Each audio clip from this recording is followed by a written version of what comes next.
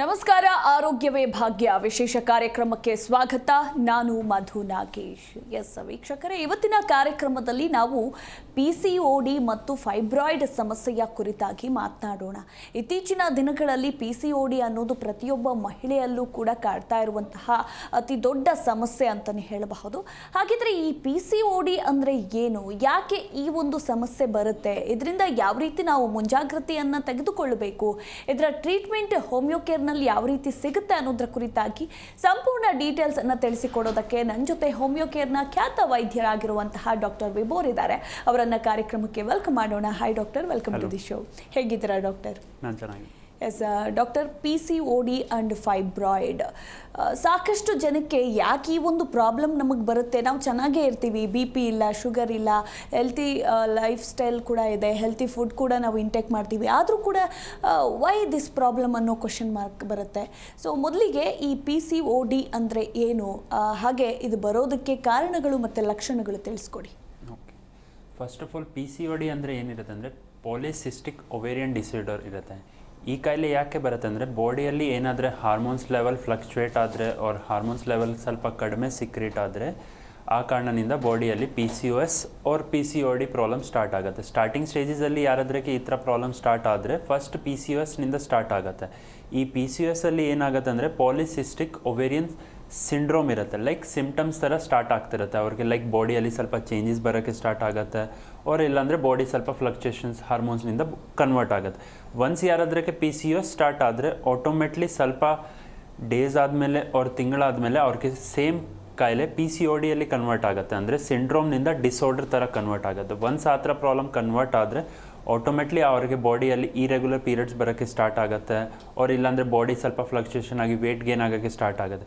Main reasons ಏನಿರುತ್ತೆ ಅಂದರೆ first of all hormones level ಬಾಡಿಯಲ್ಲಿ ಕರೆಕ್ಟ್ ಸಿಕ್ರೀಟ್ ಆಗಿಲ್ಲ ಅಂದರೆ ಒನ್ ಆಫ್ ದಿ ಮೇನ್ ರೀಸನ್ಸಲ್ಲಿ ಈ ಥರ ಪ್ರಾಬ್ಲಮ್ ಬಾಡಿಯಲ್ಲಿ ಸ್ಟಾರ್ಟ್ ಆಗುತ್ತೆ. ಇವಾಗ ತುಂಬ ಜನ ಹೇಳ್ತಾರೆ ಲೈಕ್ ಅದು ಯಾವ ಕಾರಣಗಳಿಂದ ಸ್ಟಾರ್ಟ್ ಆಗುತ್ತೆ ಅಂದರೆ ಫಸ್ಟ್ ಆಫ್ ಆಲ್ ಬೇಸಿಕ್ಕಾಗಿ ಮೇನ್ ಕಾರಣಗಳಿರುತ್ತೆ ಲೈಫ್ ಸ್ಟೈಲಲ್ಲಿ ಯಾಕೆ ಜನ ಅಷ್ಟು ಫೋಕಸ್ ಮಾಡ್ತಾರೆ ಅಂದರೆ ಲೈಫ್ ಸ್ಟೈಲಲ್ಲಿ ನಮ್ಮದು ಫುಡ್ ಹ್ಯಾಬಿಟ್ಸ್ ಇರುತ್ತೆ. ತುಂಬ ಜನ ಫಾಸ್ಟ್ ಫುಡ್ ಜಾಸ್ತಿ ತಿಂತಾರೆ, ಆ ಕಾರಣದಿಂದ ತುಂಬ ಜನಕ್ಕೆ PCOD ಇಶ್ಯೂಸ್ ಬಂದಿರುತ್ತೆ. ಆಯಿಲಿ ಐಟಮ್ ತಿಂದರೆ ಬಾಡಿಯಲ್ಲಿ ಫ್ಲಕ್ಚುಯೇಷನ್ ಇರುತ್ತೆ. ಸ್ವಲ್ಪ ಜನಕ್ಕೆ ಕರೆಕ್ಟಾಗಿ ವಿಟಾಮಿನ್ಸ್ ಮಿನರಲ್ಸ್ ಬಾಡಿಯಲ್ಲಿ ಕಡಿಮೆ ಆದರೆ ಆ ಕಾರಣದಿಂದ ಇರುತ್ತೆ. ಸ್ವಲ್ಪ ಜನಕ್ಕೆ ಥೈರಾಯ್ಡ್ ಲೆವೆಲಲ್ಲಿ ಫ್ಲಕ್ಚುಯೇಷನ್ ಆದಮೇಲೆ PCOS or PCOD ಸಿಚುವೇಶನ್ ಕಾಣಿಸುತ್ತೆ. ಯಾಕೆ ಅಂದರೆ TSH ಬಾಡಿಯಲ್ಲಿ ಸ್ವಲ್ಪ ಫ್ಲಕ್ಚುಯೇಟ್ 5.5ನಿಂದ ಸ್ವಲ್ಪ ಮೇಲೆ ಹೋಗೋಕ್ಕೆ ಸ್ಟಾರ್ಟ್ ಆಗಿದೆ ಫೀಮೇಲ್ಸಲ್ಲಿ. ಅವ್ರ ಬಾಡಿಯಲ್ಲಿ ಏನಾಗುತ್ತೆ ಹಾರ್ಮೋನ್ಸ್ ಲೆವೆಲ್ ಫ್ಲಕ್ಚುಯೇಷನ್ ಆಗೋಕ್ಕೆ ಸ್ಟಾರ್ಟ್ ಆಗುತ್ತೆ. ಒನ್ಸ್ ಆ ಹಾರ್ಮೋನ್ ಲೆವೆಲ್ ಫ್ಲಕ್ಚುಯೇಷನ್ ಆಗೋಕ್ಕೆ ಸ್ಟಾರ್ಟ್ ಆದರೆ ಆಟೋಮೆಟ್ಲಿ ಇರೆಗ್ಯುಲರ್ ಪೀರಿಯಡ್ಸ್ ಬರೋಕ್ಕೆ ಸ್ಟಾರ್ಟ್ ಆಗುತ್ತೆ. ವೇಟ್ ಗೇನ್ ಜಾಸ್ತಿ ಆದರೆ ತುಂಬ ಜನಕ್ಕೆ PCOS or PCOD ಇಶ್ಯೂಸ್ ನಾವು ಕಾಣಿಸ್ಬೋದು. ಏಜ್ ಫ್ಯಾಕ್ಟರಲ್ಲಿ ತುಂಬ ಜನಕ್ಕೆ ಈ ಥರ ಪ್ರಾಬ್ಲಮ್ ಕಾಣಿಸುತ್ತೆ. ಲೈಕ್ ಮುಂಚೆ ಈ ಥರ ಪ್ರಾಬ್ಲಮ್ ಅವ್ರಿಗೆ 28 to 35 ಇಯರ್ಸಲ್ಲಿ ಕಾಣಿಸಿತ್ತು. ಬಟ್ ಇವಾಗ ಹೆಂಗಿದೆ ಅಂದರೆ ಮೆಚುರಿಟಿ ಸ್ಟಾರ್ಟ್ ಆದಮೇಲೆ ಯಂಗ್ ಗರ್ಲ್ಸಲ್ಲಿ ಕೂಡ ಈ ಥರ ಪ್ರಾಬ್ಲಮ್ ಮಕ್ಕಳಲ್ಲಿ ಕಾಣಿಸ್ಬೋದು. ಯಾಕೆಂದರೆ ಅವ್ರದ್ದು ಏಜ್ ಫ್ಯಾಕ್ಟರ್ ಈ ಥರ ಇದೆ. ಹೆರಿಡಿಟ್ರಿ ಇಶ್ಯೂಸ್ನಿಂದ ಕೂಡ ತುಂಬ ಜನಕ್ಕೆ ಈ ಥರ ಪ್ರಾಬ್ಲಮ್ ಕಾಣಿಸುತ್ತೆ. Diabetes one of the main reasons ಇರುತ್ತೆ. ಆ ಡಯಾಬಿಟೀಸ್ನಿಂದ ಕೂಡ ತುಂಬ ಜನಕ್ಕೆ PCOS or PCOD ಇಶ್ಯೂಸ್ ಕಾಣಿಸ್ಬೋದು. Smoking drinking one of the ಫ್ಯಾಕ್ಟರಲ್ಲಿ ಕೌಂಟ್ ಆಗುತ್ತೆ. ಯಾಕೆಂದರೆ ಸ್ಮೋಕಿಂಗ್ ಡ್ರಿಂಕಿಂಗ್ನಿಂದ ಬಾಡಿದು ಒಂದು ಲೈಫ್ ಸ್ಟೈಲ್ ಚೇಂಜ್ ಆಗುತ್ತೆ. ಆ ಕಾರಣದಿಂದ ಬಾಡಿಯಲ್ಲಿ ಈ ಥರ ಫ್ಲಕ್ಚುಯೇಷನ್ ಬರುತ್ತೆ. ಟೆನ್ಷನ್ ಸ್ಟ್ರೆಸ್ನಿಂದ ಕೂಡ ಹಾರ್ಮೋನ್ಸ್ ಲೆವೆಲ್ ಮತ್ತೆ ಫ್ಲಕ್ಚುಯೇಟ್ ಆಗಿ ಈ ಥರ ಪ್ರಾಬ್ಲಮ್ ಕೊಡೋದು. Anxiety one of the reasons ಇರುತ್ತೆ. ಮತ್ತು ಅವ್ರದ್ದು ವರ್ಕ್ ಸ್ಟೈಲಲ್ಲಿ ಕೂಡ ತುಂಬ ಜನಕ್ಕೆ ಈ ಥರ ಪ್ರಾಬ್ಲಮ್ ಬರುತ್ತೆ. ಯಾಕೆಂದರೆ ತುಂಬ ಜನಕ್ಕೆ ವರ್ಕ್ ಲೋಡ್ನಿಂದ ಈ ಥರ ಇಶ್ಯೂಸ್ ಜಾಸ್ತಿ ಆಗುತ್ತೆ. ಸ್ವಲ್ಪ ಜನಕ್ಕೆ ಇಮೋಷ್ನಲ್ ಫ್ಯಾಕ್ಟರ್ನಿಂದ ಕೂಡ ಈ ಥರ ಪ್ರಾಬ್ಲಮ್ಸ್ ಇರುತ್ತೆ. ಫಿಸಿಕಲ್ ಆ್ಯಕ್ಟಿವಿಟಿ ಬಾಡಿಯಲ್ಲಿ ಕಡಿಮೆ ಆದರೆ ಈ ಥರ ಪ್ರಾಬ್ಲಮ್ ಕಾಣಿಸ್ಬೋದು. ಸೊ ಮೇನ್ ಫ್ಯಾಕ್ಟರ್ ಈ ಥರ ಇರುತ್ತೆ ಬಾಡಿಯಲ್ಲಿ PCOS or PCOD ಕಾಣಿಸೋಕ್ಕೆ. ಇವಾಗ ಸಿಮ್ಟಮ್ಸ್ ಹೆಂಗಿರುತ್ತೆ ಅಂದರೆ ಇವಾಗ ತುಂಬ ಜನಕ್ಕೆ ಈ ಥರ PCOS ಸ್ಟಾರ್ಟ್ ಆಗ್ತಿದೆ. ಸೊ ಫಸ್ಟ್ ಆಫ್ ಆಲ್ PCOSಲ್ಲಿ ಏನಾಗುತ್ತೆ ವೇಟ್ ಗೇನ್ ಆಗೋಕ್ಕೆ ಸ್ಟಾರ್ಟ್ ಆಗುತ್ತೆ. ಒನ್ಸ್ ವೇಟ್ ಗೇನ್ ಆಗೋಕ್ಕೆ ಸ್ಟಾರ್ಟ್ ಆದರೆ ಆಟೋಮೆಟ್ಲಿ ಸ್ವಲ್ಪ ಜನಕ್ಕೆ ಹಿಮೋಗ್ಲೋಬಿನ್ ಲೆವೆಲ್ ತುಂಬ ಕಡಿಮೆ ಆಗೋಕ್ಕೆ ಸ್ಟಾರ್ಟ್ ಆಗುತ್ತೆ. ಸೊ ಹಿಮೋಗ್ಲೋಬಿನ್ ಲೆವೆಲ್ ಕಡಿಮೆ ಆದರೆ ಬಾಡಿ ವೀಕ್ನೆಸ್ ಬರೋಕ್ಕೆ ಸ್ಟಾರ್ಟ್ ಆಗುತ್ತೆ. ಸ್ವಲ್ಪ ಡಿಸ್ಕಲೇಷನ್ ಸ್ಕಿನ್ದು ಸ್ಟಾರ್ಟ್ ಆಗುತ್ತೆ. ಇರೆಗ್ಯುಲರ್ ಪೀರಿಯಡ್ಸ್ ಬರೋಕ್ಕೆ ಸ್ಟಾರ್ಟ್ ಆಗುತ್ತೆ. ಸೊ ಈ ಥರ PCOSಲ್ಲಿ ನಾವು ಸಿಮ್ಟಮ್ಸ್ ಕಾಣಿಸ್ಬೋದು. ನೆಕ್ಸ್ಟ್ ಡಿಸಾರ್ಡರಲ್ಲಿ ಹೋದರೆ ಅಂದರೆ ಆಟೋಮೆಟ್ಲಿ ಹೇರ್ ಫಾಲ್ಸ್ ಥರ ಸಿಮ್ಟಮ್ಸ್ ಇರುತ್ತೆ. ಮೂಡ್ ಸ್ವಿಂಗ್ಸ್ ಸ್ಟಾರ್ಟ್ ಆಗುತ್ತೆ. ಥೈರಾಯ್ಡ್ ಲೆವೆಲ್ ಫ್ಲಕ್ಚುಯೇಷನ್ ಆಗಿ ಸ್ಕಿನ್ ಇಶ್ಯೂಸ್ ಕೊಡ್ತಾರೆ. ವೇಟ್ ಗೇನ್ ಕೂಡ ತುಂಬ ಜಾಸ್ತಿ ಆಗುತ್ತೆ. ಸ್ವಲ್ಪ ಜನಕ್ಕೆ ಕಂಟ್ರೋಲ್ ಆಗೋಲ್ಲ. ಲೈಕ್ ಓವರ್ ಆಲ್ ವೇಟಲ್ಲಿ ಜಾಸ್ತಿ ಆಗುತ್ತೆ. ಥ್ರೋಟ್ ಇನ್ಫೆಕ್ಷನ್ಸ್ ಥರ ಇಶ್ಯೂಸ್ ಕೊಡ್ತಾರೆ, ಕಣ್ಣಲ್ಲಿ ಉರಿ ಬರೋಕ್ಕೆ ಸ್ಟಾರ್ಟ್ ಆಗುತ್ತೆ. ಸೊ ಈ ಥರ ಫ್ಲಕ್ಚುಯೇಷನ್ನಲ್ಲಿ PCOS PCOD ಸಿಮ್ಟಮ್ಸ್ ಕೂಡ ಫ್ಲಕ್ಚುಯೇಟ್ ಆಗುತ್ತೆ. ಸೊ ಆ ಕಾರಣದಿಂದ ನಮಗೆ ಕೂಡ ಗೊತ್ತಾಗುತ್ತೆ ಲೈಕ್ ಸಿಮ್ಟಮ್ಸ್ನಿಂದ ಯಾವ ಥರ ಪ್ರಾಬ್ಲಮ್ ಬಾಡಿಯಲ್ಲಿ ಜನರೇಟ್ ಆಗ್ತಿದೆ. ಎಸ್, ಇನ್ನು ಡಾಕ್ಟರ್ ಅಂದರೆ ನೀವು ಹೇಳ್ತಾ ಇದ್ರಿ, ಸೊ ಇದರ ಸಿಮ್ಟಮ್ಸು ಬಾಡಿ ವೆಯ್ಟ್ ಜಾಸ್ತಿ ಆಗೋದು, ಹಾಗೆ ಇನ್ನೂ ಸಾಕಷ್ಟು ವಿಚಾರಗಳನ್ನು ಹಂಚಿಕೊಂಡ್ರಿ. ಕೆಲವರು ಆಲ್ರೆಡಿ ದಪ್ಪ ಇರ್ತಾರೆ, ಸೊ ಅಂಥವರಿಗೆ ಅಂದರೆ ಓವರ್ ವೆಯ್ಟ್ ಇರ್ತಾರೆ, ಅಂಥವರಿಗೆ ಈ ಒಂದು PCOD ಪ್ರಾಬ್ಲಮ್ ಬಂದರೆ ಅವ್ರಿಗೆ ಇನ್ನೂ ಎಷ್ಟು ಕಷ್ಟ ಆಗುತ್ತೆ ಅಂತ? ನಾರ್ಮಲ್ ಆಗಿ ಇವಾಗ ಲೈಕ್ ತುಂಬ ಜನಕ್ಕೆ ಲೈಕ್ ಓವರ್ ವೇಟ್ ಆದರೆ ಕೂಡ ಅವ್ರಿಗೆ ಪೀರಿಯಡ್ ಸೈಕಲ್ಸ್ ಕರೆಕ್ಟ್ ಆಗಿರುತ್ತೆ. ಸ್ವಲ್ಪ ಜನಕ್ಕೆ ವೇಟ್ ಇವಾಗ ಸ್ಟಾರ್ಟ್ ಆಗ್ತಿದೆ ಅಂದರೆ ಅವ್ರಿಗೆ ಇರೆಗ್ಯುಲರ್ ಇರುತ್ತೆ. ಬಟ್ ಯಾರಾದ್ರಿಗೆ ಆಲ್ರೆಡಿ ಓವರ್ ವೇಟ್ ಆಗಿನಿಂದ ಪ್ರಾಬ್ಲಮ್ಸ್ ಬರ್ತಿದೆ ಅಂದರೆ ಆ್ಯಸ್ ಎ ಕಾಂಪ್ಲಿಕೇಶನಲ್ಲಿ ಅವರಲ್ಲಿ ನರುಗಳ ಇಶ್ಯೂಸ್ ನಾವು ಕಾಣಿಸ್ಬೋದು, like back pain, sciatica problem, ಆ ಥರ ವೆರಿಕೋಸ್ ಇಶ್ಯೂಸ್ ಥರ ಕಾಣಿಸ್ಬೋದು. ಇಲ್ಲಾಂದರೆ ಕತ್ತಲ್ಲಿ ಪ್ರಾಬ್ಲಮ್ ಕಾಣಿಸ್ಬೋದು, ಇಲ್ಲಾಂದರೆ ಮುಳುಗಳಲ್ಲಿ ಪ್ರಾಬ್ಲಮ್ ಬರ್ಬೋದು, ಲೈಕ್ OA ಥರ ಆಸ್ಟಿಯೋಆರ್ಥರೈಟಿಸ್ ಥರ ಅರ್ಥರೈಟಿಸ್ ಇಶ್ಯೂಸ್ ಕಾಣಿಸ್ಬೋದು. ಈ ಥರ ಕಾಂಪ್ಲಿಕೇಶನ್ನಿಂದ ಏನಾಗುತ್ತೆ, ವೇಟ್ ಜಾಸ್ತಿ ಇದ್ದರೆ ಆಟೋಮೆಟ್ಲಿ ಅವ್ರ ಬಾಡಿಯಲ್ಲಿ ಸ್ವಲ್ಪ ವಾಕ್ ಮಾಡೋಕ್ಕೆ ಡಿಫಿಕಲ್ಟಿ ಆಗುತ್ತೆ, ಬೇಗ ಸುಸ್ತಾಗುತ್ತೆ, ಜಾಸ್ತಿ ಫಿಸಿಕಲ್ ಆ್ಯಕ್ಟಿವಿಟಿ ಮಾಡೋಕ್ಕೆ ಬರಲ್ಲ. ಪ್ಲಸ್ ಅವ್ರಿಗೆ ಹೇರ್ ಫಾಲ್ ಜಾಸ್ತಿ ಇರುತ್ತೆ, ಮೂಡ್ ಸ್ವಿಂಗ್ಸ್ ಇರುತ್ತೆ, ಕೋಪ ಜಾಸ್ತಿ ಬರೋಕ್ಕೆ ಸ್ಟಾರ್ಟ್ ಆಗುತ್ತೆ. ಸ್ವಲ್ಪ ಜನಕ್ಕೆ ಅದರಿಂದ ಹೈಪರ್ ಟೆನ್ಷನ್ ಇಶ್ಯೂಸ್ ಕೂಡ ಆ್ಯಸ್ ಎ ಕಾಂಪ್ಲಿಕೇಶನಲ್ಲಿ ಕಾಣ್ಬೋದು. ಸೊ ಓವರ್ ವೇಟ್ ಆದರೆ ಪ್ಲಸ್ ಓವರ್ ವೇಟ್ ಪೀಪಲ್ಗೆ ಈ ಥರ ಪ್ರಾಬ್ಲಮ್ ಸ್ಟಾರ್ಟ್ ಆದರೆ ಈ ಥರ ಕಾಂಪ್ಲಿಕೇಶನ್ ಕಾಣಿಸ್ಬೋದು ಫ್ಯೂಚರಲ್ಲಿ. ಓಕೆ ಡಾಕ್ಟರ್, ಇನ್ನು ಫೈಬ್ರಾಯ್ಡ್ ಅಂದರೆ ಏನು ಡಾಕ್ಟರ್? ಫೈಬ್ರಾಯ್ಡ್ಗೂ PCODಗೂ ಏನಾದರೂ ಲಿಂಕ್ ಇದೆಯಾ? Fibroid is link to with PCOD. ಯಾಕೆಂದರೆ ಇವಾಗ ನಾರ್ಮಲ್ ಆಗಿ ತಿಂಗಳದು ಏನು ಪೀರಿಯಡ್ ಸೈಕಲ್ ಇರುತ್ತೆ, ಆ ಪೀರಿಯಡ್ ಸೈಕಲ್ಸ್ ಅಲ್ಲಿ ಸ್ವಲ್ಪ ಕರೆಕ್ಟಾಗಿ ಡಿಸ್ಟರ್ಬೆನ್ಸ್ ಆದರೆ ಅವ್ರ ಅಬ್ನಾರ್ಮಲ್ ಫಂಕ್ಷನ್ಸ್ ಥರ ಆದರೆ ಯೂಟ್ರಸಲ್ಲಿ ಏನಾಗುತ್ತೆ, ಫೈಬ್ರಾಯ್ಡ್ ಥರ ಫಾರ್ಮೇಷನ್ ಆಗೋಕ್ಕೆ ಸ್ಟಾರ್ಟ್ ಆಗುತ್ತೆ. ಅದು ಡಿಪೆಂಡ್ ಇರುತ್ತೆ ನಮ್ಮ ಹಾರ್ಮೋನ್ಸ್ನಿಂದ. ಯಾಕಂದರೆ ಬಾಡಿಯಲ್ಲಿ ಹಾರ್ಮೋನ್ಸ್ ಲೆವೆಲ್, ಪ್ರೊಜೆಸ್ಟ್ರಾನ್ಸ್ ಆ ಥರ ಸ್ವಲ್ಪ ಓವರಲ್ಲಿ ಸಿಕ್ರೀಟ್ ಆದರೆ ವಾಲ್ಸಲ್ಲಿ ಈ ಫೈಬ್ರಾಯ್ಡ್ ಏನಾಗುತ್ತೆ ಅಲ್ಲೇ ಹೋಗಿ ಸ್ಟ್ರೆಚ್ ಆಗುತ್ತೆ. ಸೊ ಇಂಟೀರಿಯರ್ಸ್ ವಾಲ್ಸಲ್ಲಿ ಸ್ವಲ್ಪ ಜನಕ್ಕೆ ಕಾಣಿಸುತ್ತೆ, ಪೋಸ್ಟೀರಿಯರ್ ವಾಲಲ್ಲಿ ಕೂಡ ಕಾಣಿಸುತ್ತೆ.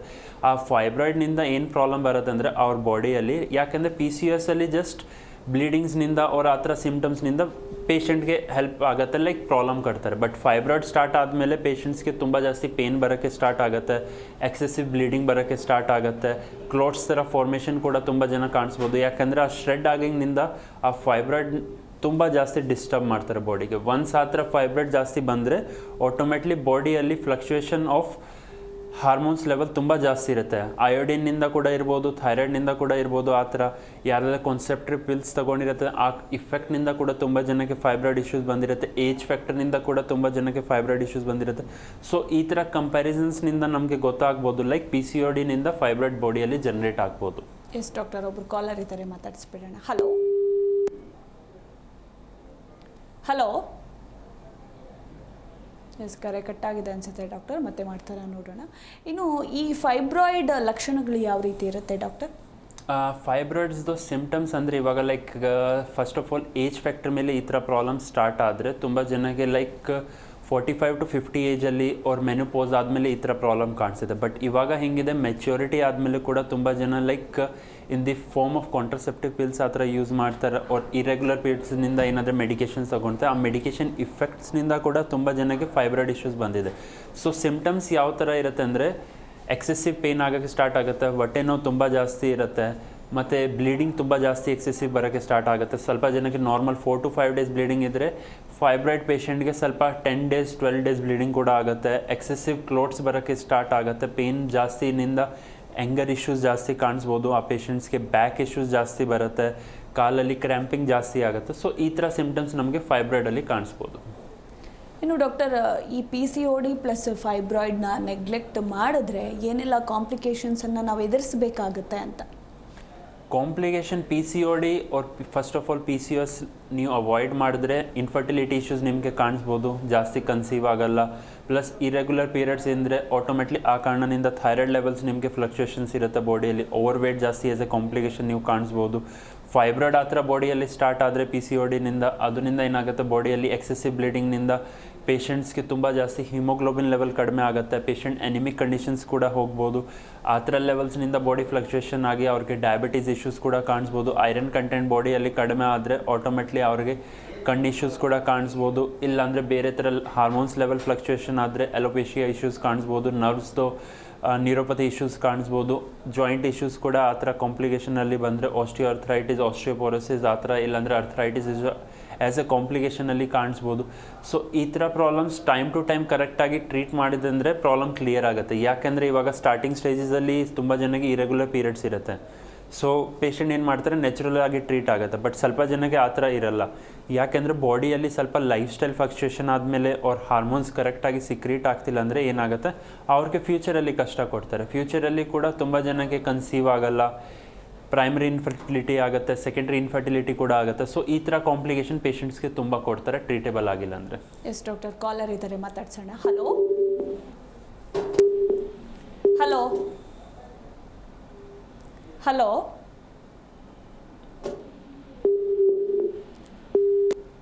ಎಸ್, ಸಮಥಿಂಗ್ ಏನೋ ಪ್ರಾಬ್ಲಮ್ ಇದೆ. ಎಸ್ ಡಾಕ್ಟರ್, ಕಾಂಪ್ಲಿಕೇಶನ್ಸ್ ಬಗ್ಗೆ ತಿಳಿಸ್ಕೊಟ್ರಿ. ಇನ್ನು ಇದಕ್ಕಿರುವಂತಹ ಟ್ರೀಟ್ಮೆಂಟ್ ಹೋಮಿಯೋ ಕೇರಲ್ಲಿ ಯಾವ ರೀತಿ ಇದೆ ಅನ್ನೋದ್ರ ಕುರಿತಾಗಿ ಹೇಳಿ. ಹೋಮಿಯೋ ಕೇರ್ ಅಂದರೆ first of all patient like ಯಾವ ಟೈಮ್ ವಿಸಿಟ್ ಆಗುತ್ತೆ, ಫಸ್ಟ್ ಆಫ್ ಆಲ್ ಪೇಷಂಟ್ಗೆ ಲೈಫ್ ಸ್ಟೈಲ್ ಮೇಲೆ ನಾವು ಈ ಥರ ಪ್ರಾಬ್ಲಮ್ಸ್ಗೆ ಇನ್ಕ್ವೈರ್ ಮಾಡ್ತಾರೆ. ಯಾಕೆಂದರೆ ಇವಾಗ ತುಂಬ ಜನಕ್ಕೆ ಈ ಥರ ಪ್ರಾಬ್ಲಮ್ ಹೆರಿಡಿಟ್ರಿ ಇಶ್ಯೂಸ್ನಿಂದ ಬಂದಿದೆ. ಸೊ ಏನು ಕಾರಣದಿಂದ ಅವ್ರ ಬಾಡಿಯಲ್ಲಿ ಈ ಥರ ಪ್ರಾಬ್ಲಮ್ ಆಗಿದೆ ಅಂದರೆ ಆ ರೂಟ್ ಕಾಸ್ ಮೇಲೆ ನಮ್ಮದು ಫಸ್ಟ್ ಕೇಸಲ್ಲಿ ಮೆಡಿಕೇಷನ್ ಸ್ಟಾರ್ಟ್ ಆಗುತ್ತೆ. ಒನ್ಸ್ ರೂಟ್ ಕಾಸ್ ಮೇಲೆ ಮೆಡಿಕೇಷನ್ ಸ್ಟಾರ್ಟ್ ಆದರೆ ಆಟೋಮೆಟ್ಲಿ ಪೇಷಂಟ್ಸ್ಗೆ ಹಾರ್ಮೋನ್ಸ್ ಲೆವೆಲ್ ಸ್ವಲ್ಪ ಬಾಡಿಯಲ್ಲಿ ಬ್ಯಾಲೆನ್ಸ್ ಆಗೋಕ್ಕೆ ಸ್ಟಾರ್ಟ್ ಆಗುತ್ತೆ. ಒನ್ಸ್ ಆ ಥರ ಬ್ಯಾಲೆನ್ಸ್ ಆಗೋಕ್ಕೆ ಸ್ಟಾರ್ಟ್ ಆದರೆ ನೆಕ್ಸ್ಟ್ ಸ್ಟೇಜಲ್ಲಿ ಕಾಂಪ್ಲಿಕೇಶನ್ಸ್ ಕ್ಲಿಯರ್ ಔಟ್ ಮಾಡ್ತಾರೆ. ಯಾಕೆಂದರೆ ಪೇಷಂಟ್ಗೆ ಈ ಥರ ಪ್ರಾಬ್ಲಮ್ ಇದೆ, ಇದರಿಂದ ಏನೇನು ಆಗ್ಬೋದು ಫ್ಯೂಚರಲ್ಲಿ ಅದು ಕ್ಲಿಯರ್ ಮಾಡ್ತಾರೆ. ನೆಕ್ಸ್ಟ್ ಸ್ಟೇಜ್ಗೆ ಪ್ರಿವೆನ್ಷನ್ಸ್ ಹೆಲ್ಪ್ ಮಾಡ್ತಾರೆ. ಯಾಕೆಂದರೆ ಅವ್ರಿಗೆ ಲೈಫ್ ಸ್ಟೈಲ್ ಏನೇನು ಚೇಂಜಸ್ ಮಾಡಬೇಕು, ಫುಡ್ ಹ್ಯಾಬಿಟ್ ಇರಲಿ, ಫಿಸಿಕಲ್ ಆ್ಯಕ್ಟಿವಿಟಿ ಇರಲಿ, ಯಾವ ಥರ ಏನೇನು ಚೇಂಜಸ್ ಆಗುತ್ತೆ ಅದು ಹೆಲ್ಪ್ ಮಾಡ್ತಾರೆ. ಸೊ ದಟ್ ಪೇಷಂಟ್ಸ್ಗೆ ಈ ಥರ ಪ್ರಾಬ್ಲಮ್ ಮತ್ತೆ ಫ್ಯೂಚರಲ್ಲಿ ಬರಲ್ಲ ಅಂದರೆ ಆ ಥರ ಮೆಡಿಕೇಷನ್ ಸ್ಟಾರ್ಟ್ ಮಾಡ್ತಾರೆ. ಪ್ಲಸ್ ನಮ್ಮ ಹತ್ರ ಕಾನ್ಸ್ಟಿಟ್ಯೂಷನಲ್ ಮೆಡಿಕೇಷನ್ಸ್ ತುಂಬ ಜಾಸ್ತಿ ಕೊಡ್ತಾರೆ. ಯಾಕೆಂದರೆ ಪೇಷಂಟ್ಸ್ಗೆ ಕಾನ್ಸ್ಟಿಟ್ಯೂಷನಲ್ ಮೆಡಿಕೇಷನ್ನಿಂದ ಅವ್ರದ್ದು ಓವರಾಲ್ ಬಾಡಿದು ಏನು ಸ್ಟ್ರಕ್ಚರ್ ಇದೆ, ಓವರಾಲ್ ಬಾಡಿನಿಂದ ಹೆಂಗೆ ಮೈಂಡ್ ವರ್ಕ್ ಆಗ್ತಿದೆ, ಫಿಸಿಕಲ್ ಸಿಮ್ಟಮ್ಸ್ ಹೆಂಗೆ ಬರ್ತಿದೆ, ಯಾಕೆ ಬಾಡಿ ಹೆಂಗೆ ರಿಯಾಕ್ಟ್ ಮಾಡ್ತಿದೆ, ಅದು ಮೇಲೆ ನಮ್ಮದು ಮೆಡಿಕೇಷನ್ಸ್ ಬೇಗ ವರ್ಕ್ ಆಗುತ್ತೆ. ಒನ್ಸ್ ಆ ಥರ ಮೆಡಿಕೇಷನ್ಸ್ ವರ್ಕ್ ಆದರೆ ಆಟೋಮೆಟ್ಲಿ ಪೇಷಂಟ್ಸ್ಗೆ ಕೂಡ ರಿಸಲ್ಟ್ ಬರೋಕ್ಕೆ ಸ್ಟಾರ್ಟ್ ಆಗುತ್ತೆ. ಪ್ಲಸ್ ಪೇಷಂಟ್ಸ್ ಪ್ರಾಬ್ಲಮ್ ಕೂಡ ಕ್ಯೂರ್ ಥರ ರಿಸಲ್ಟ್ ಕೊಡ್ತಾರೆ. ಎಸ್ ಡಾಕ್ಟರ್, ಇನ್ನು PCOD ಪ್ರಾಬ್ಲಮ್ ಇರೋರು ಯಾವ ರೀತಿ ಮುಂಜಾಗ್ರತೆ ಕ್ರಮಗಳನ್ನು ತೆಗೆದುಕೊಳ್ಬೇಕು ಅಂತ? ನಾರ್ಮಲ್ ಆಗಿ ಇವಾಗ PCOD ಪ್ರಾಬ್ಲಮ್ ಯಾರಾದ್ರಿಗೆ ಇದೆ ಅಂದರೆ ಫಸ್ಟ್ ಆಫ್ ಆಲ್ ಅವ್ರ ಟೈಮ್ ಟು ಟೈಮಲ್ಲಿ ಟ್ರೀಟ್ಮೆಂಟ್ ಮಾಡಿಸಿದ್ರೆ ಬೆನಿಫಿಟ್ ಕೊಡ್ತಾರೆ. ಯಾಕೆಂದರೆ ಇವಾಗ ತುಂಬ ಜನ ನಮ್ಮ ಹತ್ರ ಕೇಸಸ್ ಹೆಂಗಿರುತ್ತೆ ಅಂದರೆ ಲೈಕ್ ಆಲ್ರೆಡಿ ಮೆಡಿಕೇಷನ್ ತೊಗೊಂಡು ಬಂದಿರುತ್ತೆ, 3 ಮಂತ್ಸ್ ತೊಗೊಳ್ತಾರೆ ಬೆಟರ್ ಇರ್ತಾರೆ, ಮತ್ತು 3 ಮಂತ್ಸ್ ತೊಗೊಳ್ತಾರೆ again they will be better. But ಆ ಮೆಡಿಕೇಷನ್ ಏನು ಮಾಡ್ತಿದೆ ಅಂದರೆ ಹಾರ್ಮೋನ್ಸ್ ಲೆವೆಲ್ಗೆ ಪುಷ್ ಔಟ್ ಮಾಡ್ತಿದೆ. ಇವಾಗ ಯಾವುದೋ ಬಾಡಿ ಮೇಲೆ ನೀವು ಸ್ವಲ್ಪ ಪುಷ್ ಮಾಡಿದ್ರೆ ಬಾಡಿ ಏನು ಮಾಡ್ತಾರೆ, ಸ್ವಲ್ಪ ಆ್ಯಕ್ಟಿವಿಟಿ ಮಾಡೋಕ್ಕೆ ವರ್ಕ್ ಮಾಡ್ತಾರೆ. ಸೊ ಅದೇ ಥರ ಮೆಡಿಕೇಷನ್ಸ್ ನೀವೇನಾದರೆ PCOS or PCOD ಮೇಲೆ ಕೊಟ್ಟರೆ ಆ medication just temporary role play ಮಾಡ್ತಾರೆ. ಬಟ್ ಲೈಫ್ ಸ್ಟೈಲ್ ಕೂಡ ಮುಖ್ಯ ಆಗಿರುತ್ತೆ. ಯಾಕೆಂದರೆ ಆ ಲೈಫ್ ಸ್ಟೈಲ್ನಿಂದ ನಿಮ್ಮ ಬಾಡಿ ಮೇಲೆ ತುಂಬ ಬೆನಿಫಿಷರಿ ಇದೆ. ಯಾಕೆಂದರೆ ಲೈಫ್ ಸ್ಟೈಲ್ನಿಂದ ನಿಮ್ಮ ಬಾಡಿದು ಹಾರ್ಮೋನ್ಸ್ ಲೆವೆಲ್ ಕೂಡ ಬ್ಯಾಲೆನ್ಸಲ್ಲಿ ಇರ್ತಾರೆ. ಮೆಡಿಕೇಷನ್ ಬಿಟ್ಟಾದಮೇಲೆ ಆ ಲೈಫ್ ಸ್ಟೈಲ್ನಿಂದ ನಿಮಗೆ ಕಾಂಪ್ಲಿಕೇಶನ್ಸ್ ಕೂಡ ಅವಾಯ್ಡ್ ಮಾಡ್ತಾರೆ. ಆ ಲೈಫ್ ಸ್ಟೈಲ್ನಿಂದ ನಿಮಗೆ ಆ ಕಾಯಿಲೆನಿಂದ ಕೂಡ ಪ್ರಿವೆನ್ಷನ್ ಕೊಡ್ತಾರೆ. So PCOS time to time ನೋಡಿದ್ರೆ ಆಟೋಮೆಟ್ಲಿ ಕ್ಲಿಯರ್ ಆಗ್ಬೋದು. ಇನ್ನು ಡಾಕ್ಟರ್, ಲ್ಯಾಬ್ ಇನ್ವೆಸ್ಟಿಗೇಷನ್ಸ್ ಬಗ್ಗೆ ಹೇಳೋದಾದರೆ? ನಾರ್ಮಲ್ ಆಗಿ ಇವಾಗ ಯಾರಾದಕ್ಕೆ PCOS PCOD ಇಶ್ಯೂಸ್ ಇದೆ ಅಂದರೆ ಫಸ್ಟ್ ಆಫ್ ಆಲ್ ನಾವು ಅವರಿಗೆ USG ಸ್ಕ್ಯಾನಿಂಗ್ ಸಜೆಸ್ಟ್ ಮಾಡ್ತಾರೆ. ಯಾಕಂದರೆ ನಿಮಗೆ USG ಸ್ಕ್ಯಾನಿಂಗಲ್ಲಿ ಗೊತ್ತಾಗುತ್ತೆ ಲೈಕ್ ಇವಾಗ ಪ್ರೊಡಕ್ಷನ್ ಲೆವೆಲ್ ಆಫ್ ಓವರೀಸ್ನಿಂದ ಹೆಂಗಿದೆ, ಪಾಲಿಸಿಸ್ಟಿಕ್ ಇದೆಯಾ, ಬೈಲೆಟ್ರಲ್ ಇದೆಯಾ, ಅದರಲ್ಲಿ ಗೊತ್ತಾಗುತ್ತೆ. ಆದಮೇಲೆ ನೆಕ್ಸ್ಟ್ ಲೆವೆಲಲ್ಲಿ ನಾವು ಅವ್ರದ್ದು ಹಾರ್ಮೋನ್ಸ್ ಲೆವೆಲ್ ಟೆಸ್ಟ್ ಮಾಡ್ತಾರೆ. ಲೈಕ್ ಅವ್ರಿಗೆ ಪ್ರೊಜೆಸ್ಟ್ರಾನ್, ಈಸ್ಟ್ರೋಜನ್ ಹೆಂಗಿದೆ, ಬಾಡಿಯಲ್ಲಿ ಯಾವ ಥರ ಫಂಕ್ಷನ್ ಆಗ್ತಿದೆ, ಫೆರೆಟಿನ್ ಲೆವೆಲ್ ಟೆಸ್ಟ್ ಮಾಡ್ತಾರೆ. ಸೊ ದಟ್ ಗೊತ್ತಾಗಲಿ ಅವ್ರ ಬಾಡಿಯಲ್ಲಿ ಫ್ಲಕ್ಚುಯೇಷನ್ ಆಫ್ ಹಾರ್ಮೋನ್ಸ್ ಲೆವೆಲ್ ಹೆಂಗಿದೆ. ಥೈರಾಯ್ಡ್ ಟೆಸ್ಟ್ ಕೂಡ ಕಂಪಲ್ಸರಿಯಾಗಿ ನಾವು ಮಾಡ್ತಾರೆ. ಯಾಕಂದರೆ ಥೈರಾಯ್ಡ್ ಟೆಸ್ಟಲ್ಲಿ ಗೊತ್ತಾಗುತ್ತೆ ಕಂಪ್ಲೀಟ್ಲಿ ಆಗಿ ಯಾವ ಥರ ಅವ್ರದ್ದು ಫ್ಲಕ್ಚುಯೇಷನ್ ಏನಾದರೂ ಆಗಿದೆ. ಅವ್ರು ಡಯಾಬಿಟೀಸ್ ಕೂಡ ಚೆಕ್ ಮಾಡ್ತಾರೆ. ಯಾಕಂದರೆ ಡಯಾಬಿಟೀಸ್ನಿಂದ ಕೂಡ ತುಂಬ ಜನಕ್ಕೆ ಆ್ಯಸ್ ಎ ಕಾಂಪ್ಲಿಕೇಶನಲ್ಲಿ PCOS PCOD ಇಶ್ಯೂಸ್ ಕಾಣಿಸ್ಬೋದು. ಒನ್ಸ್ ಈ ಥರ ಟೆಸ್ಟ್ ಮಾಡಾದಮೇಲೆ ನಾರ್ಮಲಿ ಪೇಷಂಟ್ಸ್ದು ಹಿಸ್ಟ್ರಿ ಚೆಕ್ ಮಾಡ್ತಾರೆ. ಯಾಕೆಂದರೆ ಹಿಸ್ಟ್ರಿಯಲ್ಲಿ ಕೂಡ ಅವ್ರಿಗೆ ಈ ಥರ ವೇರಿಯೇಷನ್ಸ್ ಇರುತ್ತೆ. ಪ್ಲಸ್ ಫೈಬ್ರಾಯ್ಡ್ ಆ ಥರ ಕೂಡ ಯಾರಾದ್ರಿಗೆ ಇದೆ ಅಂದರೆ same first of all USG of abdomen ಮಾಡ್ತಾರೆ. ಯಾಕೆಂದರೆ USG ಆಫ್ ಅಬ್ಡೋಮನಲ್ಲಿ ಕಂಪ್ಲೀಟಾಗಿ ಪಿಕ್ಚರ್ ಗೊತ್ತಾಗುತ್ತೆ. ಲೈಕ್ ಫೈಬ್ರಾಯ್ಡ್ದು ಸೈಜ್ ಹೆಂಗಿದೆ, ಯಾವ ಕಡೆ ಇದೆ, like anterior side, posterior side ಕಂಪ್ಲೀಟಾಗಿ ಅದು ಪಿಕ್ಚರಲ್ಲಿ ನೋಡ್ಬೋದು. ಏನಾದರೂ ಕ್ಲಾರಿಟಿಯಲ್ಲಿ ಯಾವ ಡೌಟ್ ಬಂದರೆ ಆಟೋಮೆಟ್ಲಿ ಆದಮೇಲೆ CT ಸ್ಕ್ಯಾನ್ ಆರ್ MRI ನಾವು ಸಜೆಸ್ಟ್ ಮಾಡ್ತಾರೆ. ಇನ್ ಕೇಸ್ ಆಫ್ ಸಿನಿಯಾರಿಯೋ ಬೇಕಾದರೆ. ಇಲ್ಲಾಂದರೆ ನಾರ್ಮಲ್ ಆಗಿ USGಯಲ್ಲಿ ನಮಗೆ ಗೊತ್ತಾಗುತ್ತೆ ಲೈಕ್ PCOS ಆರ್ ಫೈಬ್ರಾಯ್ಡಲ್ಲಿ ಯಾವ ಥರ ಇರಬೇಕು. ಸೊ ಈ ಥರ ಟೆಸ್ಟಿಸಲ್ಲಿ ನಮಗೆ ಗೊತ್ತಾಗುತ್ತೆ PCOS PCOD ಹೆಂಗೆ ಫೈಂಡ್ ಔಟ್ ಮಾಡಬೇಕು. ಒನ್ಸ್ ಆ ಥರ ಆದರೆ ಆಟೋಮೆಟ್ಲಿ ನೆಕ್ಸ್ಟ್ ಸ್ಟೇಜಲ್ಲಿ ಟ್ರೀಟ್ಮೆಂಟ್ ಸ್ಟಾರ್ಟ್ ಮಾಡ್ಬೋದು ಪೇಷಂಟ್ಸ್ಗೆ. ಇನ್ನು ಡಾಕ್ಟರ್, ಈಗ ಸಾಮಾನ್ಯವಾಗಿ ಕೆಲವರಲ್ಲಿ ಹಾರ್ಮೋನ್ಸ್ ಎಲ್ಲ ಕರೆಕ್ಟಾಗೇ ಇರುತ್ತೆ, ಆದರೂ ಕೂಡ ಕನ್ಸೀವ್ ಆಗೋದಕ್ಕೆ ಪ್ರಾಬ್ಲಮ್ ಆಗುತ್ತೆ. ಸೊ ಇದು ಯಾಕೆ ಅಂತ? ನಾರ್ಮಲ್ ಆಗಿ ಇವಾಗ ಲೈಕ್ ತುಂಬ ಜನ ಹಾಸ್ಪಿಟಲ್ಸ್ಗೆ ವಿಸಿಟ್ಸ್ ಮಾಡ್ತಾರೆ. ಲೈಕ್ ಫಸ್ಟ್ ಕೇಸ್ ಆಫ್ ಸಿನಿಯಾರಿಯಲ್ಲಿ ಪೇಷಂಟ್ಸ್ ಹೆಂಗಿರುತ್ತೆ ಅಂದರೆ ಅಬ್ನಾರ್ಮಲ್ ಲೈಫ್ ಸ್ಟೈಲ್ನಿಂದ ಇರೆಗ್ಯುಲರ್ ಪೀರಿಯಡ್ಸ್ ಇರುತ್ತೆ. ಆ ಥರ ಕೇಸಸಲ್ಲಿ ಕೂಡ ತುಂಬ ಜನ ಏನು ಮಾಡ್ತಾರೆ, ಲೈಕ್ ಇರೆಗ್ಯುಲರ್ ಪೀರಿಯಡ್ಸ್ ಇದೆ but still some case of ಸಿನಿಯಾರಲ್ಲಿ ಪೇಷಂಟ್ ಕನ್ಸೀವ್ ಆಗುತ್ತೆ, ಡಿಪೆಂಡ್ ಆಗಿ ಅವ್ರ ಲೈಫ್ ಸ್ಟೈಲ್ ಮೇಲೆ. ಬಟ್ ಆ್ಯಸ್ ಸಿನಿಯರು ಕೇಸ್ 2 ಅಲ್ಲಿ ಕೂಡ ತುಂಬ ಜನ ಲೈಕ್ ನಾರ್ಮಲ್ ಪೀರಿಯಡ್ ಸೈಕಲ್ ಇದೆ ಬಟ್ ಸ್ಟಿಲ್ ಪೀಪಲ್ ಏನು ಮಾಡ್ತಾರೆ ಲೈಕ್ ಕನ್ಸೀವ್ ಆಗಲ್ಲ.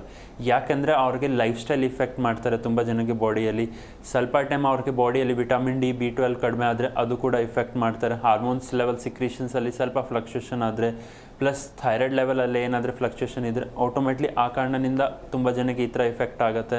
HB ಕೌಂಟ್ ಕಡಿಮೆ ಇದ್ದರೆ ಆ ಕಾರಣದಿಂದ ಕೂಡ ತುಂಬ ಜನಕ್ಕೆ ಕನ್ಸೀವ್ ಆಗೋಕ್ಕೆ ಇಫೆಕ್ಟ್ ಆಗುತ್ತೆ. ಮೆಂಟಲ್ ಸಿಮ್ಟಮ್ಸ್ ಆ ಥರ ನಾವು ನೋಡ್ತಾರೆ ಪೇಷಂಟ್ಗೆ ಹೆಲ್ಪ್ ಆಗೋಕ್ಕೆ.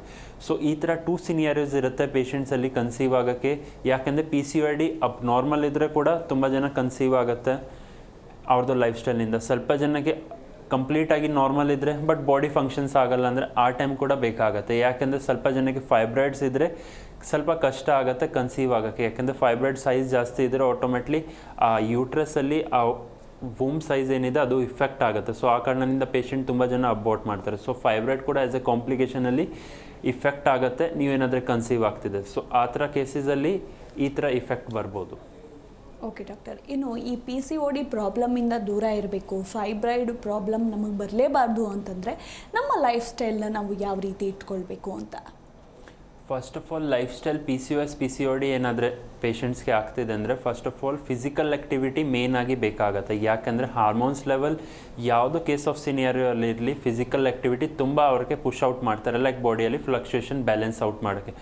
ಒನ್ಸ್ ಯಾರಾದರೆ ವಾಕಿಂಗ್ ಎಕ್ಸಸೈಸ್ ಆ ಥರ ಅವ್ರು ಜಿಮ್ಮಿಂಗ್ ಮಾಡ್ತಿದೆ ಅಂದರೆ ಅವ್ರಿಗೆ ಈ ಥರ ಪ್ರಾಬ್ಲಮ್ಸ್ ಸ್ವಲ್ಪ ಹೆಲ್ಪ್ ಆಗುತ್ತೆ ಬೇಗ ಕಂಟ್ರೋಲ್ ಆಗೋಕ್ಕೆ. ನೆಕ್ಸ್ಟ್ ಸ್ಟೇಜಲ್ಲಿ ಇರುತ್ತೆ ಅವ್ರಿಗೆ ಫುಡ್.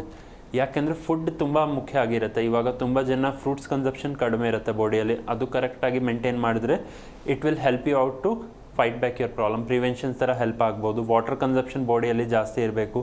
ಹಾಲು ಆ ಥರ ಪ್ರಾಡಕ್ಟ್ ಇವಾಗ ಯಾರಾದ್ರಕ್ಕೆ ಲೈಕ್ PCOD ಇದೆ ಅಂದರೆ ತುಂಬ ಜನ ಹಾಲು ಪ್ರಾಡಕ್ಟ್ ಸ್ವಲ್ಪ ಅವಾಯ್ಡ್ ಮಾಡಬೇಕಾಗತ್ತೆ. ಯಾಕಂದರೆ ಮಿಲ್ಕ್ನಿಂದ ಏನಾಗುತ್ತೆ ಮತ್ತೆ ಅವ್ರ ಬಾಡಿಯಲ್ಲಿ ವೇಟ್ ಗೇನ್ ಜಾಸ್ತಿ ಆಗೋಕ್ಕೆ ಸ್ಟಾರ್ಟ್ ಆಗುತ್ತೆ. ಸ್ವೀಟ್ ಸ್ವಲ್ಪ ಅವಾಯ್ಡ್ ಮಾಡಬೇಕಾಗತ್ತೆ. ಲೆಮನ್ ಟೀ ಆ ಥರ ಕೊಟ್ಟರೆ ತುಂಬ ಬೆನಿಫಿಟ್ ಆಗುತ್ತೆ. Black tea will help you out. Turmeric ಸ್ವಲ್ಪ ಯೂಸ್ ಮಾಡಿದ್ರೆ ತುಂಬ ಹೆಲ್ಪ್ ಆಗುತ್ತೆ ಬಾಡಿಯಲ್ಲಿ ಈ ಥರ ಪ್ರಾಬ್ಲಮ್ಸ್ಗೆ ಫೈಟ್ ಬ್ಯಾಕ್ ಮಾಡೋಕ್ಕೆ. ಪ್ಲಸ್ ಯಾರಾದರೆ ಮೆಡಿಕೇಷನ್ ತೊಗೊಳ್ತಿದೆ like in the case of thyroid ಇಲ್ಲಿ ಡಯಾಬಿಟೀಸ್ ಇಲ್ಲಿ ಏನಾದರೂ ಬೇರೆ ಮೆಡಿಕೇಷನ್ ತೊಗೊಳ್ತಿದೆ correct time to time medication ತೊಗೊಂಡ್ರೆ ಆ ಮೆಡಿಕೇಷನ್ ಇಫೆಕ್ಟ್ನಿಂದ ಕೂಡ ಅವ್ರಿಗೆ ಹೆಲ್ಪ್ ಆಗುತ್ತೆ ಬೇಗ ಈ ಥರ ಪ್ರಾಬ್ಲಮ್ಸ್ ಕಂಟ್ರೋಲ್ ಆಗೋಕ್ಕೆ. ಫುಡ್ ಟೈಮಿಂಗ್ಸ್ ತುಂಬ ಕಂಪಲ್ಸರಿ ಆಗುತ್ತೆ. ಯಾಕಂದರೆ ಕರೆಕ್ಟಾಗಿ ಟೈಮ್ ಟು ಟೈಮ್ ತಿಂದರೆ ಆಟೋಮೆಟಿಕ್ ಬಾಡಿ ಫ್ಲಕ್ಚುಯೇಷನ್ ಇರುತ್ತೆ. ಯಾರಾದರೆ ನೈಟ್ ಶಿಫ್ಟ್ಸಲ್ಲಿ ಜಾಸ್ತಿ ವರ್ಕ್ ಮಾಡ್ತಿದೆ ಅಂದರೆ ಅವ್ರಿಗೆ ಕೂಡ ಲೈಕ್ ಓವರ್ ವೇಟ್ ಆಗೋದ್ರಿಂದ ಈ ಥರ ಪ್ರಾಬ್ಲಮ್ಸ್ ಆಗುತ್ತೆ. ಸೊ ಸ್ವಲ್ಪ ಫಿಸಿಕಲ್ ಆ್ಯಕ್ಟಿವಿಟೀಸ್ ಮಾಡಿದ್ರೆ ಆಟೋಮೆಟ್ಲಿ ಆ ಲೈಫ್ ಸ್ಟೈಲಿಂದ ಕೂಡ ಆಗುತ್ತೆ. ಸ್ಲೀಪ್ ಹ್ಯಾಬಿಟ್ ಕರೆಕ್ಟಾಗಿದ್ದರೆ ಹಾರ್ಮೋನ್ಸ್ ಲೆವೆಲ್ ಕೂಡ ಫ್ಲಕ್ಚುಯೇಟ್ ಆಗಲ್ಲ. ಬಾಡಿಯಲ್ಲಿ supplement like iodine, vitamin D, vitamin B12, vitamin C ಆ ಥರ ಕಂಪೋನೆಂಟ್ಸ್ ಬಾಡಿಯಲ್ಲಿ ಕಡಿಮೆ ಆದರೆ ಅದರಿಂದ ಕೂಡ ಪ್ರಾಬ್ಲಮ್ ಬರುತ್ತೆ. ಸೊ ಕರೆಕ್ಟಾಗಿ ಫುಡ್ ಅಮೌಂಟ್ ಅವ್ರೇನಾದರೂ ಸಪ್ಲಿಮೆಂಟ್ ಬೇಕಾದರೆ ಅದು ಕೂಡ ನಾವು ಕರೆಕ್ಟ್ ಅಮೌಂಟಲ್ಲಿ ಮೇಂಟೈನ್ ಮಾಡಿ ಹೋದರೆ ಬಾಡಿಗೆ ತುಂಬ ಹೆಲ್ಪ್ಫುಲ್ ಇರುತ್ತೆ. ಪ್ಲಸ್ ಫೈಬ್ರಾಯ್ಡ್ ಆಗಿ ಕೇಸಸಲ್ಲಿ ತುಂಬ ಜನ ಬೆನಿಫಿಷಿಯರ್ ಅವಾಯ್ಡ್ ಮಾಡಬೇಕು. ಲೈಕ್ ಆಯಿಲಿ ಪ್ರಾಡಕ್ಟ್ಸ್ ಸ್ವಲ್ಪ ಅವಾಯ್ಡ್ ಮಾಡಬೇಕಾಗತ್ತೆ. ಲೈಕ್ ನಾನ್ ವೆಜ್ ಥರ ಸ್ವಲ್ಪ ಲಿಮಿಟಾಗಿ ಮಾಡಬೇಕಾಗತ್ತೆ. ಪ್ಲಸ್ ಐರನ್ ಕಂಟೆಂಟ್ ಜಾಸ್ತಿ ತಿನ್ನಬೇಕು. ಯಾಕಂದರೆ ಅದರಿಂದ ಬಾಡಿಯಲ್ಲಿ ಸರ್ಕ್ಯುಲೇಷನ್ ಹಿಮೋಗ್ಲೋಬಿನ್ ಜಾಸ್ತಿ ಮಾಡ್ತಾರೆ. ಸೊ ದಟ್ ಫೈಬ್ರಾಯ್ಡಲ್ಲಿ ಏನಾದರೆ ಕ್ಲಾಟ್ ಫಾರ್ಮೇಷನ್ ಜಾಸ್ತಿ ಆಗಿ ಡಿಸ್ಚಾರ್ಜ್ ಆದರೆ ಆಟೋಮೆಟ್ಲಿ ಆ ಐರನ್ ಕಂಟೆಂಟ್ ಅಲ್ಲೇ ಬ್ಯಾಲೆನ್ಸ್ ಔಟ್ ಮಾಡ್ಬೋದು. ಹಣ್ಣುಗಳು ಜಾಸ್ತಿ ತಿನ್ನಬೇಕು. ಫೈಬ್ರಾಯ್ಡ್ ಪೇಷಂಟ್ಸಲ್ಲಿ ಫಿಸಿಕಲ್ ಆ್ಯಕ್ಟಿವಿಟಿ ತುಂಬ ಮುಖ್ಯ ಆಗುತ್ತೆ. ಯಾಕೆಂದರೆ ಫಿಸಿಕಲ್ ಆ್ಯಕ್ಟಿವಿಟಿನಿಂದ ಬಾಡಿ ಬ್ಯಾಲೆನ್ಸ್ ಔಟ್ ಇರುತ್ತೆ. ಒನ್ಸ್ ಬಾಡಿ ಬ್ಯಾಲೆನ್ಸ್ ಔಟ್ ಇದ್ದರೆ ಆಟೋಮೆಟ್ಲಿ ಅವ್ರಿಗೆ ಪ್ರಾಬ್ಲಮ್ ಕಂಟ್ರೋಲ್ ಇರುತ್ತೆ. ಯಾರಾದ್ರಕ್ಕೆ ಥೈರಾಯ್ಡ್ ಲೆವೆಲ್ ಇದೆ ಸ್ವಲ್ಪ ಫ್ಲಕ್ಚುಯೇಟ್ ಆಗ್ತಿದೆ ಮೆಡಿಕೇಷನ್ ಟೈಮ್ ಟು ಟೈಮ್ ತಗೊಳ್ಳಿ. ಪ್ಲಸ್ ಅದ್ರ ಜೊತೆ ಏನೇನು ಸಪ್ಲಿಮೆಂಟ್ ಅವಾಯ್ಡ್ ಮಾಡಬೇಕು ಲೈಕ್ ಯಾಕೆಂದರೆ ಹೈಪೋಥೈರಾಯ್ಡ್ ಇದೆ ಅವ್ರ ಹೈಪರ್ ಇದೆ. ಸ್ವಲ್ಪ ಕೇಸಸಲ್ಲಿ ಹೈಪೋ ಅಲ್ಲಿ ಅಯೋಡಿನ್ ಕಂಟೆಂಟ್ ಜಾಸ್ತಿ ಇರಬೇಕು, ಹೈಪರಲ್ಲಿ ಕಡಿಮೆ ಇರಬೇಕು. ಸೇಮ್ ಆ್ಯಸ್ ಯೂಶುವಲ್ ಫೈಬ್ರಾಯ್ಡಲ್ಲಿ ಕೂಡ ಕೇಸಸಲ್ಲಿ ತುಂಬ ಜಾಸ್ತಿ ಇಫೆಕ್ಟ್ ಆದರೆ ಹಾರ್ಮೋನ್ಸ್ ಲೆವೆಲ್ ತುಂಬ ಜಾಸ್ತಿ ಸಿಕ್ರೀಟ್ ಆದರೆ ಆಟೋಮೆಟ್ಲಿ ಪೇಷಂಟ್ಸ್ಗೆ ಫೈಬ್ರಾಯ್ಡ್ ಕಂಟೆಂಟ್ಸ್ದು ಸೈಜ್ ಕೂಡ ಜಾಸ್ತಿ ಆಗುತ್ತೆ. ಸೊ ಅದು ಫ್ಲಕ್ಚುಯೇಷನ್ ನಾರ್ಮಲ್ ಮಾಡೋಕ್ಕೆ ಥೈರಾಯ್ಡ್ದು ಟ್ಯಾಬ್ಲೆಟ್ ಇರಲಿ ಅವ್ರ ಡೈಟ್ ಲೈಫ್ ಸ್ಟೈಲ್ ಇರಲಿ ಕಂಪ್ಲೀಟಾಗಿ ಮೇಂಟೈನ್ ಮಾಡಬೇಕಾಗುತ್ತೆ. ಒನ್ಸ್ ಅದು ಮೇಂಟೈನ್ ಮಾಡೋಕ್ಕೆ ಸ್ಟಾರ್ಟ್ ಆದರೆ ಆಟೋಮೆಟ್ಲಿ ನಿಮಗೆ ಈ ಥರ ಪ್ರಾಬ್ಲಮ್ನಿಂದ ಪ್ರಿವೆನ್ಷನ್ ಕೂಡ ಸಿಗುತ್ತೆ ಪ್ಲಸ್ ಕಂಟ್ರೋಲ್ ಕೂಡ ಆಗುತ್ತೆ. ಎಸ್ ಡಾಕ್ಟರ್, ಒಬ್ಬರು ಕಾಲರ್ ಇದ್ದಾರೆ, ಮಾತಾಡ್ಸೋಣ. ಹಲೋ ಹಲೋ, ನಮಸ್ತೆ ಮೇಡಮ್, ನಿಮ್ಮ ಹೆಸರು? ಮೇಡಮ್ ನಮ್ಮ ಹೆಸರು ಶ್ರುತಿ ಅಂತ, ಎಲ್ಲಿಂದ ಕರೆ ಮಾಡಿದ್ದೀರಾ? ಹಾಸನಿಂದ. ಓಕೆ, ಮಾತಾಡಿ, ಡಾಕ್ಟರ್ ಇದು. ಹಲೋ ಹಲೋ ಹಲೋ ಸರ್, ನಮಸ್ತೆ. ನಮಸ್ಕಾರಮ್ಮ, ಹೇಳಿ ಮ್ಯಾಮ್. ಸರ್, ನಮಗೆ ಸರ್ಜರಿ ಆಗಿತ್ತು. ಓಕೆ ಮಾ. ಸಿಸರಿಯನ್ ಇದ್ದಾಗ ನಮಗೆ ಎದ್ದ ಕಡೆ ಅವಾಗಲಿಂದ ನೋವು ಬರ್ತಿದೆ. ಒಂದೇ ಸೈಡು ಮಲಗ್ತೀವಿ ಜಾಸ್ತಿ, ಎರಡು ಸೈಡ್ ಮಲಗಕ್ಕಾಗಲ್ಲ. ಏನ್ಮಾ ಅರ್ಥ ಆಗಿಲ್ಲ, ಮತ್ತೆ ರಿಪೀಟ್ ಮಾಡಿ. ಸಿಸರಿಯನ್ ಆದ್ಮೇಲೆ ಓಕೆ, ಒಂದೇ ಸೈಡು ಮಲ್ಕೊಂತೀನಿ, ಆದ್ರೆ ಎರಡು ಸೈಡ್ ಮಲಗಕ್ಕಾಗಲ್ಲ ಸರ್, ತುಂಬಾ ಪೇನ್ ಬರುತ್ತೆ. ಓಕೆ ಮಾ. ನೋಡಿಮ್ಮ, ಇವಾಗ ಅಂದ್ರೆ ಹೊಟ್ಟೆ ನೋವು ಜಾಸ್ತಿ ಬರುತ್ತೆ ಎದ್ದ ಕಡೆ. ಹೌದಮ್ಮ, ನೋಡಿ ಇವಾಗ ಸಿಸೇರಿಯನ್ ಆದಮೇಲೆ ಏನಾಗುತ್ತೆ, ನೀವು ಸ್ಟ್ರೇಟ್ ಆಗಿ ಮಲ್ಕಬೇಕಾಗತ್ತೆ. ನೀವು ಇವಾಗ ಒಂದೇ ಕಡೆ ಮಲಗಿದ್ರೆ ಆಟೋಮೆಟ್ಲಿ ಬೇರೆ ಕಡೆ ಕೂಡ ಪೇನ್ ಬರೋಕ್ಕೆ ಸ್ಟಾರ್ಟ್ ಆಗುತ್ತೆ. ಇವಾಗ ಸಿಸೇರಿಯನ್ ಆದಮೇಲೆ ಏನಾಗುತ್ತೆ, ಸ್ವಲ್ಪ ಹೊಟ್ಟೆ ನೋವು ಬರೋಕ್ಕೆ ಸ್ಟಾರ್ಟ್ ಆಗುತ್ತೆ. ತುಂಬ ಜನಕ್ಕೆ ಸ್ವಲ್ಪ ತಲೆ ಚಕ್ಕರ್ ಬರೋಕ್ಕೆ ಸ್ಟಾರ್ಟ್ ಆಗುತ್ತೆ. ಗಿಡಿನೆಸ್ ಜಾಸ್ತಿ ಇರುತ್ತೆ, ಯಾಕೆಂದರೆ ಬಾಡಿಯಲ್ಲಿ ಸ್ವಲ್ಪ ಫ್ಲಕ್ಚುಯೇಷನ್ ಜಾಸ್ತಿ ಇರುತ್ತೆ. ವೇಟ್ ಕಾರಣದಿಂದ ತುಂಬ ಜನಕ್ಕೆ ಸಿಯಾಟಿಕ್ ಹತ್ರ ಪ್ರಾಬ್ಲಮ್ ಕೂಡ ಕಾಣಿಸುತ್ತೆ. ಸರ್ಜಿಕಲ್ ಆದಮೇಲೆ ಕೂಡ ವೆರಿಕೋಸ್ ಇಶ್ಯೂಸ್ ಕೂಡ ಕಾಣಿಸುತ್ತೆ. ಆ ಹೊಟ್ಟೆ ನೋವು ಯಾಕೆ ಆಗ್ತಿದೆ ಅಂದರೆ ಸ್ವಲ್ಪ ಇವಾಗ ಬಾಡಿ ಸೆಟ್ ಆಗೋಕ್ಕೆ ಸ್ಟಾರ್ಟ್ ಆಗ್ತಿದ್ದಾರೆ. ಅದಕ್ಕೆ ಸ್ವಲ್ಪ ಟೈಮ್ ಕೊಡಿ, ಟೈಮ್ ಟು ಟೈಮ್ ಊಟ ಮಾಡಿ. ಆಟೋಮೆಟ್ಲಿ ಹಾರ್ಮೋನ್ಸ್ ಲೆವೆಲ್ ಒನ್ಸ್ ಬಾಡಿಯಲ್ಲಿ ನಾರ್ಮಲ್ ಆದರೆ ಈ ಥರ 4 ಇಯರ್ಸ್ ಆಗ್ತಿದೆ ಅಂದರೆ ಒನ್ಸ್ ಟೈಮ್ ನಿಮ್ಮದು ಮ್ಯಾಮ್ MRI ಸ್ಕ್ಯಾನ್ ಮಾಡಿ ಬ್ಯಾಕ್ದು, ಆಟೋಮೆಟ್ಲಿ ನಿಮಗೆ ಪ್ರಾಬ್ಲಮ್ ಗೊತ್ತಾಗುತ್ತೆ. USG ಆಫ್ ಅಬ್ಡೋಮನ್ ಮಾಡಿ, ಅದರಲ್ಲಿ ನಿಮಗೆ ಕ್ಲಾರಿಟಿ ಆಫ್ ಪಿಕ್ಚರ್ ಗೊತ್ತಾಗುತ್ತೆ. ಒನ್ಸ್ ಆ ಥರ ರಿಪೋರ್ಟ್ ಬಂದರೆ ಆಟೋಮೆಟ್ಲಿ ನಮ್ಮ ಹತ್ರ ವಿಸಿಟ್ ಮಾಡಿ, ನಾವು ಅದಕ್ಕೆ ಟ್ರೀಟ್ಮೆಂಟ್ ಕೊಡಿಸ್ತೀನಿ ಮ್ಯಾಮ್. ಎಸ್, ಥ್ಯಾಂಕ್ ಯು ಮಾ, ಕರೆ ಮಾಡಿದ್ದಕ್ಕಾಗಿ. ಇನ್ನು ಡಾಕ್ಟರ್, ಈ PCOD PCOS ಎಲ್ಲ ಯಾವ ಏಜ್ನಿಂದ ಸ್ಟಾರ್ಟ್ ಆಗುತ್ತೆ ಬರೋದಕ್ಕೆ ಅಂತ?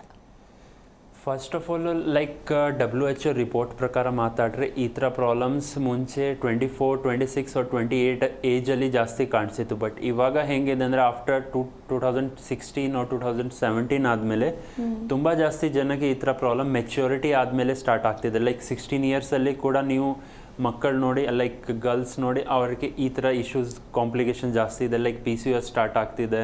ಸ್ವಲ್ಪ ಜನ 18 ಇಯರ್ಸಲ್ಲಿ ಈ ಥರ ಫ್ಲಕ್ಚುಯೇಷನ್ ಜಾಸ್ತಿ ಆಗ್ತಿದೆ. ಮೇ ಬಿ ಅವ್ರದ್ದು ವರ್ಕ್ ಸ್ಟೈಲ್ನಿಂದ ಇಫೆಕ್ಟ್ ಆಗ್ತಿದೆ, ಅವ್ರ ಫುಡ್ ಲೈಫ್ ಸ್ಟೈಲ್, ಅವ್ರ ಜಂಕ್ಸ್ ಫುಡ್ ಕೂಡ ತುಂಬ ಜನಕ್ಕೆ ಇಫೆಕ್ಟ್ ಆಗ್ತಿದೆ.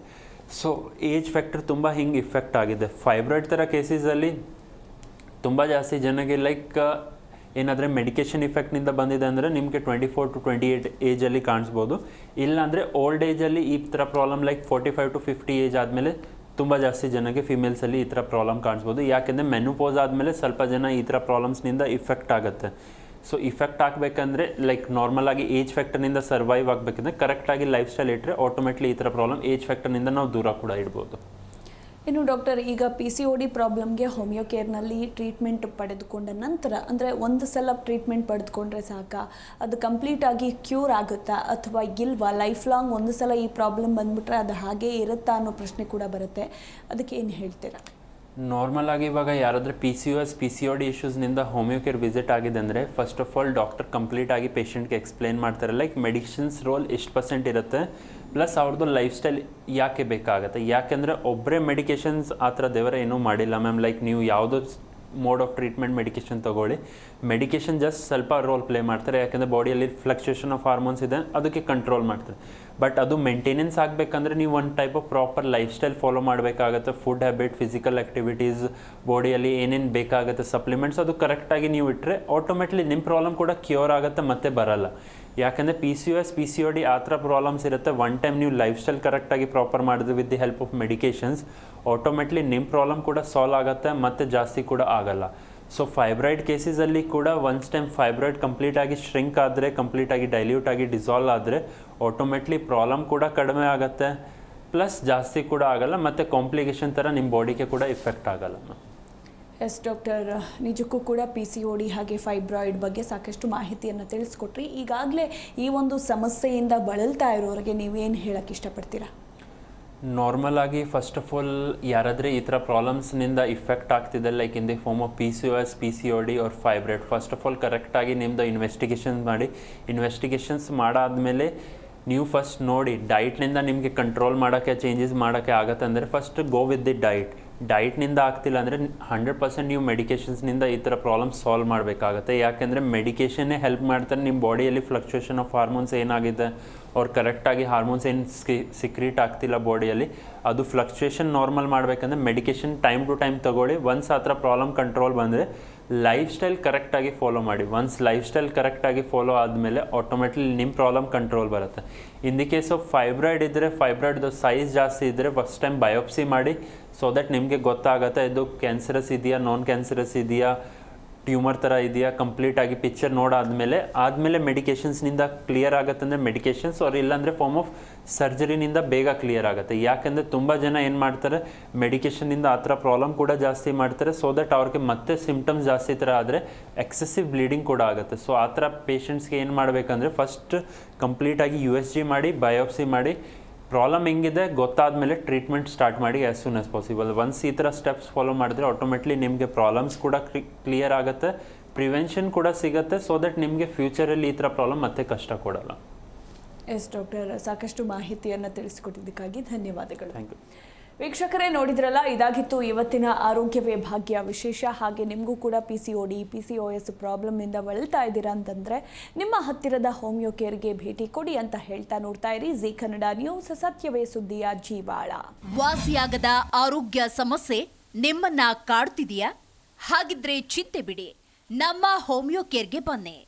ಹೋಮಿಯೋ ಕೇರ್ ಇಂಟರ್ನ್ಯಾಷನಲ್ ಹಲವು ಆರೋಗ್ಯ ಸಮಸ್ಯೆಗಳಿಗೆ ಸಿಗಲಿದೆ ಸೂಕ್ತ ಪರಿಹಾರ. ನೇರ ಭೇಟಿಗೆ ಸಂಪರ್ಕಿಸಿ 9550 00 1133 1800 10 81 212.